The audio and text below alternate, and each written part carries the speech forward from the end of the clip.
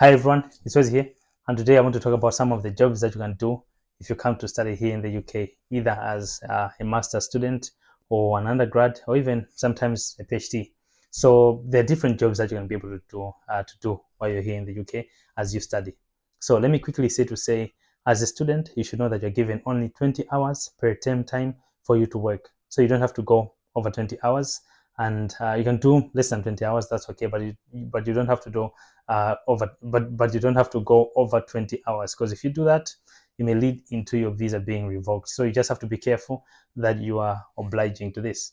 So I'm doing this video because I always get questions to say, oh, Wesley, can I come to the UK and then do my studies as well as work and then pay for my fees? I always say yes, but it's a little bit challenging. You'll be able to make some money, but to rely on that part-time job to fund your fees is somehow challenging. It really does work, but takes a lot on you. So, all right. So what I'll do is I'll mention, I think, 4 or 5 jobs that you can be able to do when you come here to study in the UK. So let me not waste much of your time. So the first job that you can do is the one at your university. Now, this one has no name. I've just said the one at your university because they come in different shapes, forms, sizes. Why I'm saying this is because you can one day be an ambassador for your school, another day you can work on an open day, another day you'll be doing maybe data collection, another day you'll be working at a shop at your school. So this one, I would simply say, if you come to study in the UK, you're at the university. The first thing that you can do is try to look for opportunities right there at your school to say, okay, where can I be able to work? I remember before I got like my job, the part-time job that I was doing while studying, I got maybe 3 or 4 jobs at the university. So the first one, I was a representative of our course management. I'll put a picture somewhere.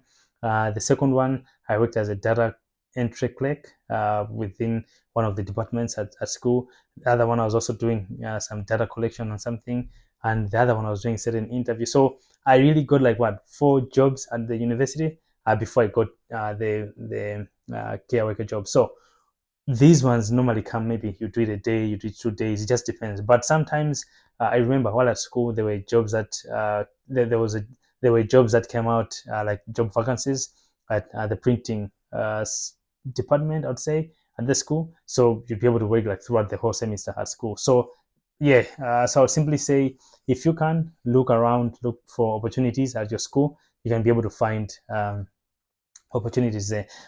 So I'm saying you have to focus firstly on getting a job at your school, because this will somehow save you from a lot of maybe, let's say, transport costs and different things. Because if you get a job at your school, I mean, you're doing school there, you're also working there, it's much easier for you to see how you can be able to work around your timetable compared to if you get a job maybe a little bit far from school. So that should be your first point of call. If you get here to the UK, if you get to the UK and you've started your studies, look around your school and likely you get a job. So that's the first one. Now, the second job is a care worker job, which is what I got. So I got that after 3 months of staying here in the UK and after doing like some piece jobs at the university, as I said in the first point. So a care job is normally you providing care services. It could be to elderly people, it could be to people that are chronically sick, or it could be people that are disabled. So it works in different ways. It just depends on the type of job that you get. Also, you can be able to get a job that you go to different houses to provide care, or also maybe you can be given a home to say, okay, this is where you'll be providing your services. So yeah, pretty much that's it. But for this one, you'll be trained.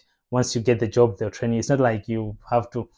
Sometimes if you have prior experience, that's much better, but most of the times you're trained. For me, I was trained. I didn't know anything about it up until I got in, and I was perfectly trained. And yeah, so that's the other job that you can be able to do.